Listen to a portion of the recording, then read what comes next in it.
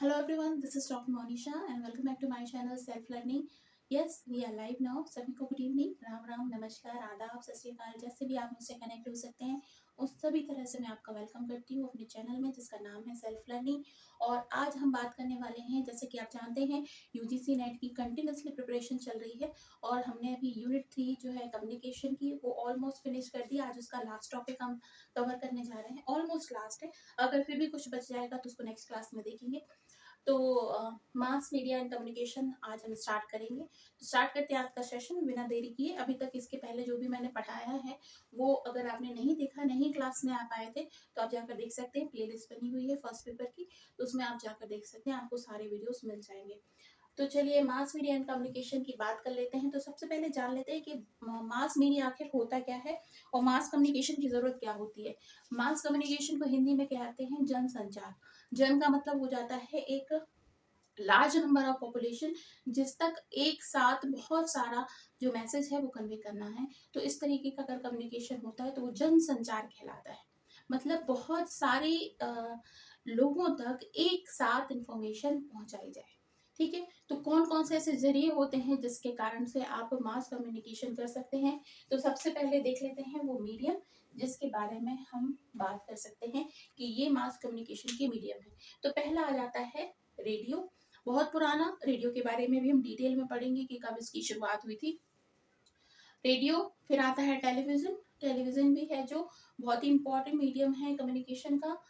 Social networking जब से start हुआ, जब से इंटरनेट आया है, और इंटरनेट के बाद तो इसने तबाही मचा दी। मतलब सबसे ज्यादा इंपॉर्टेंट अगर आज की रोल में कम्युनिकेशन, आज के दौर में कम्युनिकेशन का कोई साधन है तो वो यही है, सोशल नेटवर्किंग साइट्स।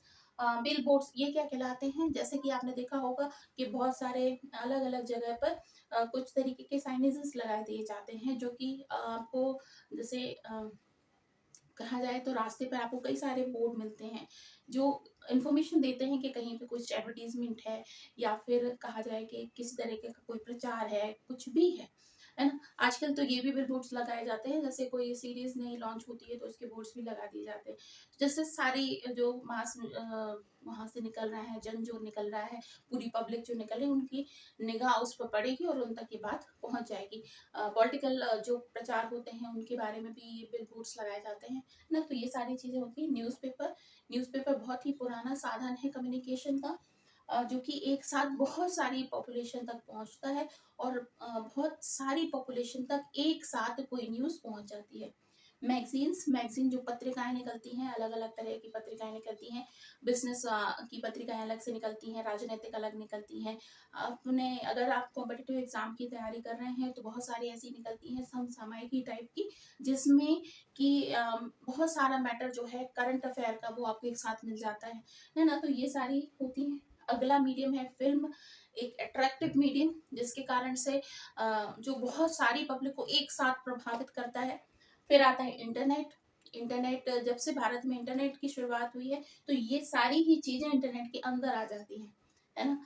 टेलीविजन को आप इंटरनेट में देख सकते हैं, रेडियो को आप इंटरनेट से सुन सकते हैं, मैगजीन्स मिल जाती हैं, बुक्स मिल जाती है, न्यूज़पेपर्स मिल जाते हैं।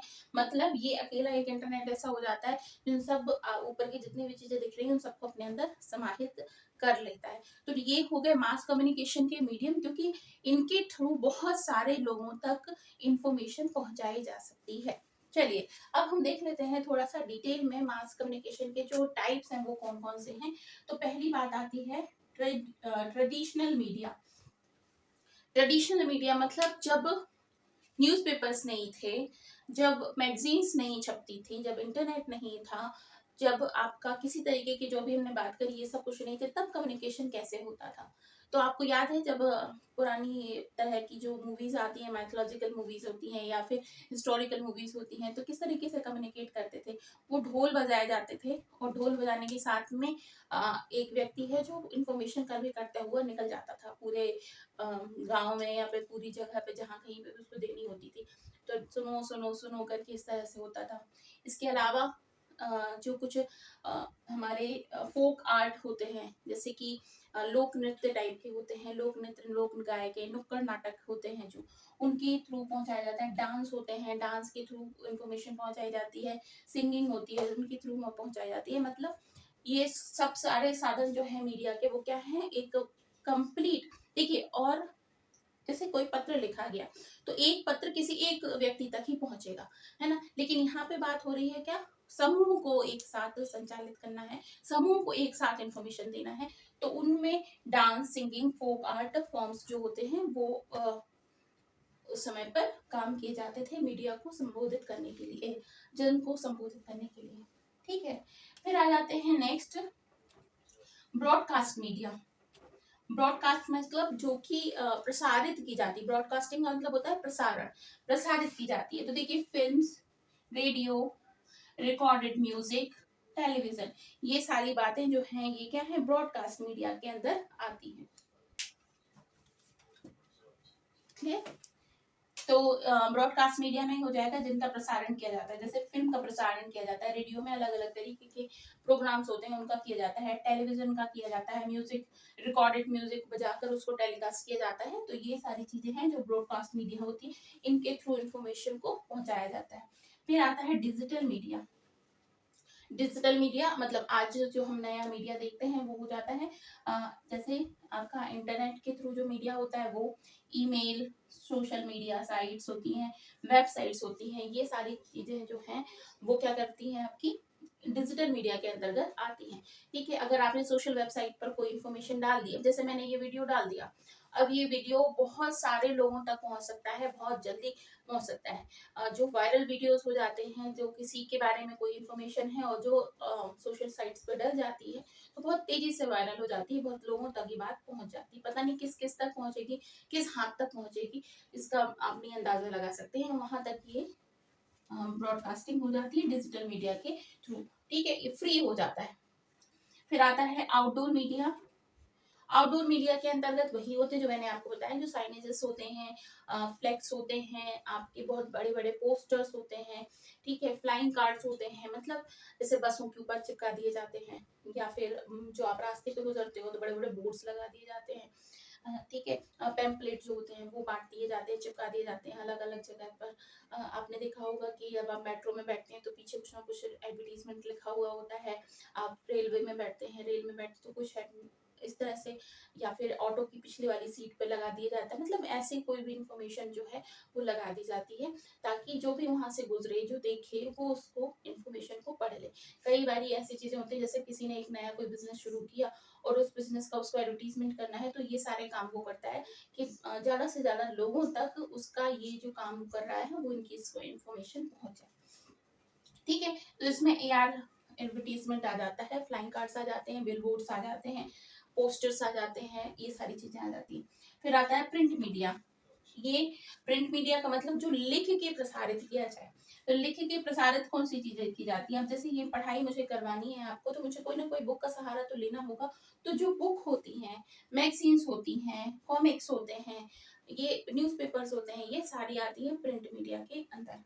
ठीक है, फिर आता है सोशल मीडिया। सोशल मीडिया मतलब वही जो आजकल हम करते हैं, जितनी सारी चीजें हैं जो सोशली हैं, मतलब अलग अलग तरीके के प्लेटफॉर्म्स हो गए हैं, व्हाट्सएप हो गया, इंटरनेट के लिए इंस्टाग्राम हो गया है, यूट्यूब हो गया है, ये सारी चीजें हैं जो सोशल मीडिया के अंतर्गत आती हैं, जो कि मीडिया कम्युनिकेशन में आज की तारीख में मदद करी। मीडिया एक बहुत बड़ा रोल होता है इंफॉर्मेशन को पहुंचाने का, जन को, जन संचार के लिए कहा जाता है, मतलब बहुत सारे लोगों तक एक साथ कोई इन्फॉर्मेशन पहुंचाई जा रही है। अब अगर वो इन्फॉर्मेशन करेक्ट है, सही है, तो बहुत अच्छी बात होती है, लोगों तक पॉजिटिवली पॉजिटिव मैसेज पहुंच जाता है उन तक। अगर आपको सपोज अगर किसी तरह से, जैसे आपको याद है जब लॉकडाउन हुआ था, तो लॉकडाउन में क्या हुआ था कि एक साथ सभी लोगों को बताना था कि भाई अब लॉकडाउन है, 21 दिन का लॉकडाउन लग रहा है, जनता कर्फ्यू लग रहा है, मतलब आपको अपने घर से बाहर नहीं निकलना है। तो किसका सहारा लिया गया था, टेलीविजन का सहारा लिया गया था। टेलीविजन पे बताया गया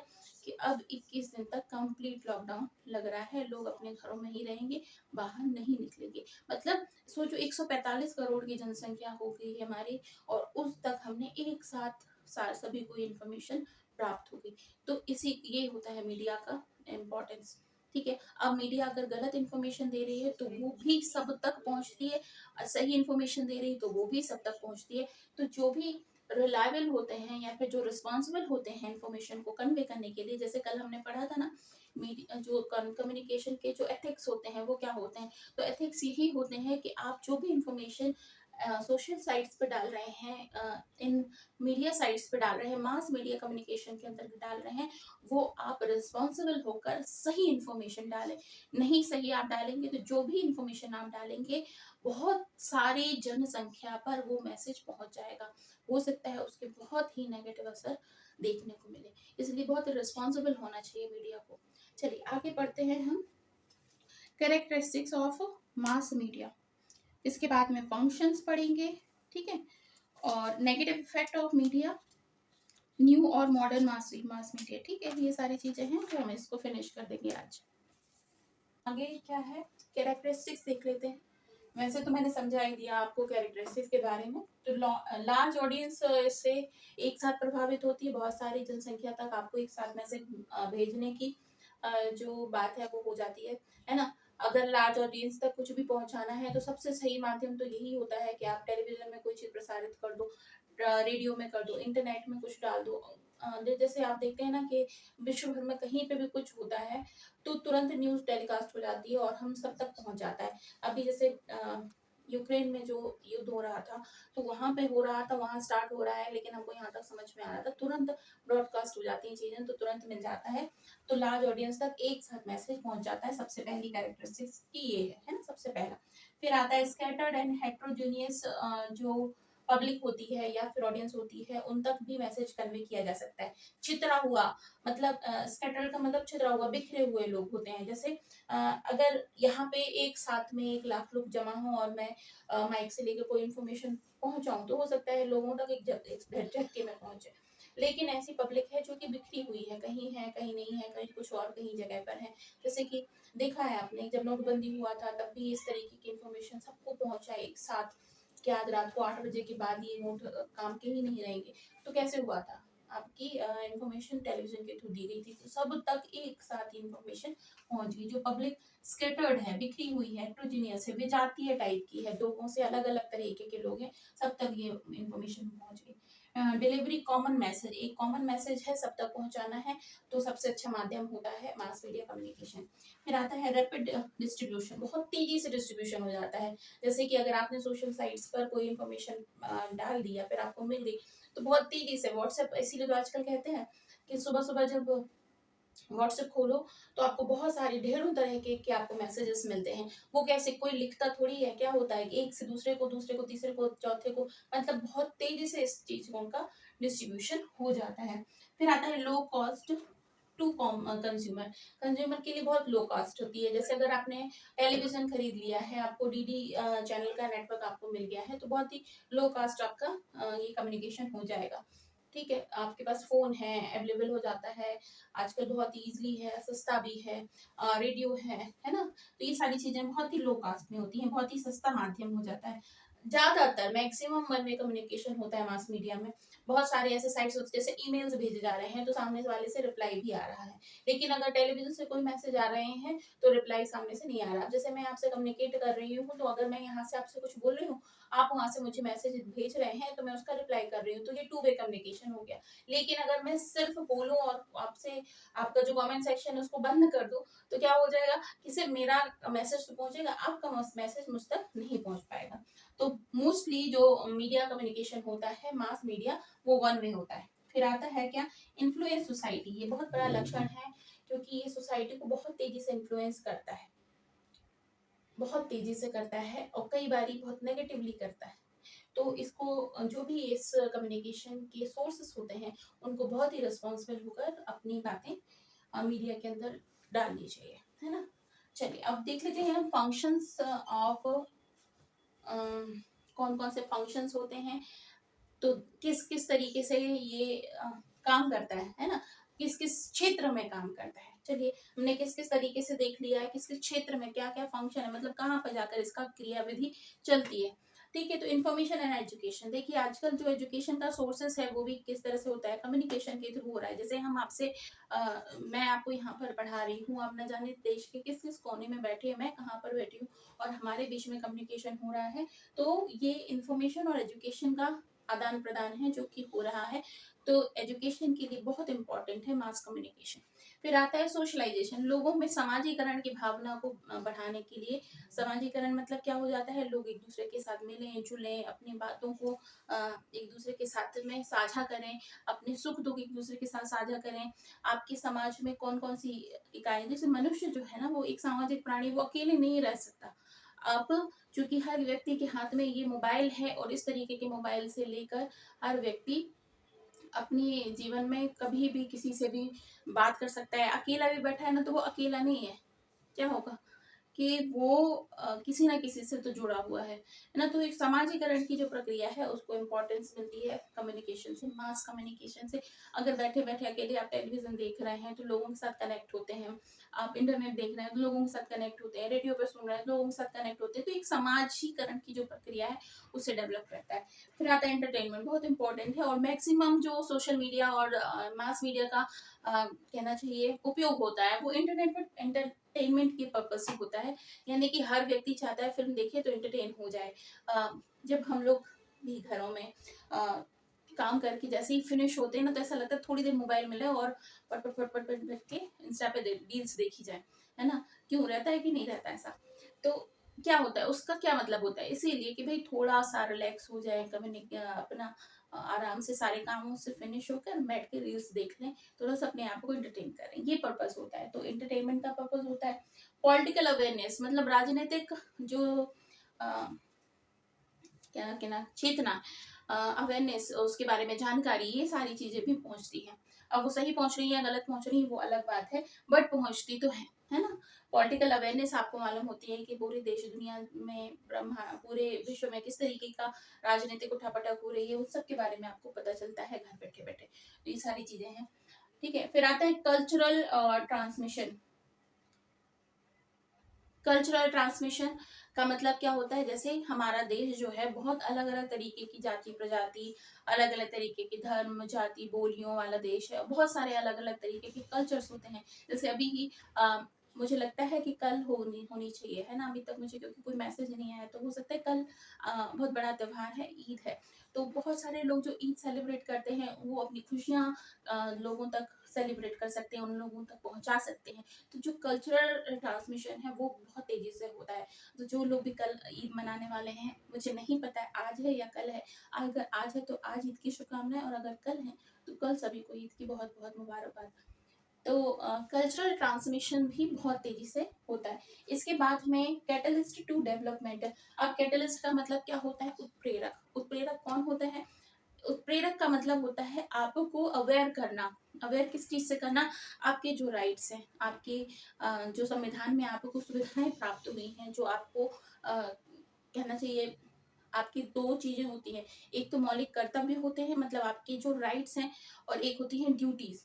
ठीक है, तो हमें क्या क्या चीजों की सुविधाएं मिल रखी हैं, इन सब के बारे में हमें नहीं पता होता है। तो आजकल सबसे अच्छी बात होती है कि अगर आपको कोई भी चीज नहीं पता है ना, आपने फटाफट इसमें गूगल किया और आपको बहुत सारी चीजों के बारे में पता चल जाता है। तो बहुत तेजी से इंफॉर्मेशन आपकी कन्वे हो जाती है। ठीक है ना। तो ये बात आपको क्लियर हो गई। मास मीडिया कम्युनिकेशन में हमने आज देखा, कैरेक्टरिस्टिक्स को भी देख लिया है, फंक्शंस को भी देख लिया है। तो मीडिया एक ऐसी जरिया है जो बहुत सारे जन समूहों तक एक साथ मैसेज को पहुंचा पाए, और उसको कहा जाता है जनसंचार माध्यम, मास मीडिया कम्युनिकेशन। ठीक है, चलिए आगे हम पढ़ लेते हैं इसी के बाद negative effect of mass media on society और न्यू और मॉडर्न मास मीडिया सोसाइटी। ठीक है, तो देखिए नेगेटिव इफेक्ट के बारे में मैं आपको बताऊं तो किस तरीके के नेगेटिव इफेक्ट होते हैं। जैसे कि अभी मैंने आपको इसके पहले बताया कि बहुत सारी चीजें हैं जो गलत होती हैं सोसाइटी में। ठीक है, तो गलत हो रहा है उस चीज को आप कन्वे करो, अच्छी बात है कि गलत हुआ है तो पता चलना चाहिए, लेकिन अधूरा सच अगर कन्वे हो रहा है तो बहुत गलत होता है। अगर कहीं वायलेंस हो रहा है उस चीज को कन्वे किया जा रहा है, नेगेटिवली प्रमोट किया जा रहा है तो उसको कन्वे किया जा रहा है। मीडिया जो होता है, कहते हैं कि चौथा स्तंभ होता है आपके किसी भी डेमोक्रेसी को चलाने का। जो चौथा स्तंभ होता है ना सबसे बड़ा, वो मीडिया होता है। अगर वही करप्ट हो जाए या फिर ऐसा हो जाए कि जो बहुत सारी रॉन्ग इन्फॉर्मेशन वो कन्वे करने लगे, तो क्या होगा कि जन तक जो इन्फॉर्मेशन पहुंचेगी वो बहुत गलत होगी, और उस वजह से ही जो भीड़ होगी, जो जनसमूह होगा, वो नेगेटिवली मोटिवेट हो जाएगा और नेगेटिवली मोटिवेट होने की वजह से उस तरीके से एक्ट करने लगेगा। आपने देखा होगा बहुत सारी रॉन्ग इन्फॉर्मेशन की वजह से ही कई जगह पे लड़ाइयाँ हो जाती हैं, दंगे हो जाते हैं। तो ये सब नेगेटिव इफेक्ट्स होते हैं मीडिया के, मास मीडिया के। इसलिए मैं फिर से आपसे बता रही हूँ कि जो भी सोर्सेस होते हैं मीडिया के, है ना, उनको बहुत ही रिस्पॉन्सिबल होकर अपने मैसेज को ऐसे सोर्सेस में डालना चाहिए जिसका कम्युनिकेशन बहुत तेजी से हो रहा है, बहुत डिस्ट्रीब्यूशन बहुत रैपिडली हो रहा है, बहुत फास्ट हो रहा है। तो वहाँ पर जो भी सोर्स डाली जाए, इंफॉर्मेशन डाली जाए, बहुत ही रिस्पॉन्सिबल होकर डाली जाए, क्योंकि उसका इफेक्ट क्या हो सकता है ये आप उस वक्त नहीं जानते हैं, लेकिन बहुत गलत भी हो जाता है ना। तो ये negatively motivation sorry mass media के इफेक्ट हो जाते हैं सोसाइटी में, ठीक है। कई बार ये इन्फॉर्मेशन जो है वो ओवरलोडेड हो जाती हैं, लोग इतने ज़्यादा गलत इन्फॉर्मेशन से ओवरफ्लो हो जाते हैं कि वही उन्हीं तरह से वो सोचने लगते हैं। जैसे कहा जाता है ना कि एक ही झूठ को अगर 25 बार बोला जाए ना, बार बार बोला जाए, तो वो झूठ भी सच लगने लगता है। तो अगर इस तरह से झूठ प्रसारित किया जाएगा तो फिर झूठ ही सच लगने लगेगा। तो मीडिया में ये नेगेटिव इफेक्ट होते हैं मास कम्युनिकेशन के। अब इसके बाद में न्यू और मॉडर्न मीडिया में देख लिया जाए, तो न्यू और मॉडर्न मीडिया के जो कम्युनिकेशन के साधन हैं, तो जैसे बताया मैंने आपको, सोशल मीडिया साइट्स हैं, जितनी जितनी भी वेबसाइट्स हैं उनके वो सारी न्यू एरिया में आती हैं। आपके इंटरनेट के कई सारे उपयोग आजकल होने लगे हैं, जैसे कि अभी लॉकडाउन के समय पे क्या क्या चीज़ें हैं जो आपने घर बैठे नहीं की। आपने पढ़ाई घर पे बैठे करी, आपने लोगों के साथ में कनेक्ट घर में बैठे बैठे किया, आपने अपने घर में जो भी ग्रोसरी आती है उसका वो मंगाया आपने घर पे बैठे बैठे, आपके घर में जितना भी राशन आता है उसको मंगाया आपने, दूध फल सब्जियां ये सब घर में बैठे बैठे मंगाई। तो किसके माध्यम से मंगाई? इंटरनेट के थ्रू मंगाई। अलग अलग जो साइट्स हैं वो काम कर रही हैं उनसे मंगाई। बना बनाया फूड आपको मंगवाना है तो आप स्विगी जोमेटो से मंगवा सकते हैं। इसके साथ साथ में जब कंप्लीट लॉकडाउन था उस समय पे छोटे छोटे बच्चों का भी जो एजुकेशन है वो रुका नहीं। क्यों नहीं रुका? क्योंकि जूम मीटिंग की वजह से, गूगल मीट की वजह से, जो और भी ज़्यादा इस तरीके के प्लेटफॉर्म्स हैं उनकी मदद से बच्चों की क्लासेस जो है वो रन हो रही थी, एग्जाम्स भी हो रहे थे। किसी ने सोचा भी नहीं होगा किस तरीके के एग्जाम्स हो सकते हैं, लेकिन इन माध्यम के थ्रू हो रहे थे। तो ये बहुत ही पॉजिटिव इफेक्ट है मास कम्युनिकेशन का, कि एक साथ इतने सारे लोगों तक इंफॉर्मेशन पहुंच जाती है, और ऐसे समय में जो कि सोर्सेज आपके ऐसे हो बहुत कम हो तभी पहुंच जाते हैं। तो जो आज जितने भी साधनों का उपयोग हम कर रहे हैं, उन सभी साधनों को आप न्यू एरिया में, न्यू मॉडर्न जो क्या कहना चाहिए, मास मीडिया के मीडियम से उसमें ले सकते हैं, ठीक है। अब हम देख लेते हैं important mass media initiative education in media, ठीक है। बहुत सारे इनिशिएटिव हैं गवर्नमेंट की साइड से जो कि एजुकेशन की फील्ड में लिए जा रहे हैं मास मीडिया के लिए। उनको एक क्विक, चलिए तो बात कर लेते हैं जो इनिशिएटिव लिए गए हैं एजुकेशन के क्षेत्र में गवर्नमेंट की साइड से, है ना। आपको जब मैंने मॉक स्वयं एंड स्वयं प्रभा के बारे में पढ़ाया था, उसमें मैंने बहुत सारी आपको इनिशिएटिव बताए थे गवर्नमेंट की साइड से, जो कि इन डीटीएच चैनल के थ्रू या फिर इंटरनेट के थ्रू इस तरीके से एजुकेशन प्रोग्राम ऑल मास तक, यानी कि जनसंचार तक पहुंचाए जा रहे हैं। तो उसके बारे में मैंने उस समय में बताया था। अब बता रही हूँ ये कि ज्ञान दर्शन एक चैनल है जिसको चलाया जा रहा है MHRD, information broadcasting and communication, information and broadcasting ministry plus Prasar Bharati plus IGNOU के कोलैबोरेटेड अप्रोच से एक प्रोग्राम चलाया जाता है ज्ञान दर्शन। और ये लॉन्च हुआ था 2000 में, सन 2000 में इसको लॉन्च किया था।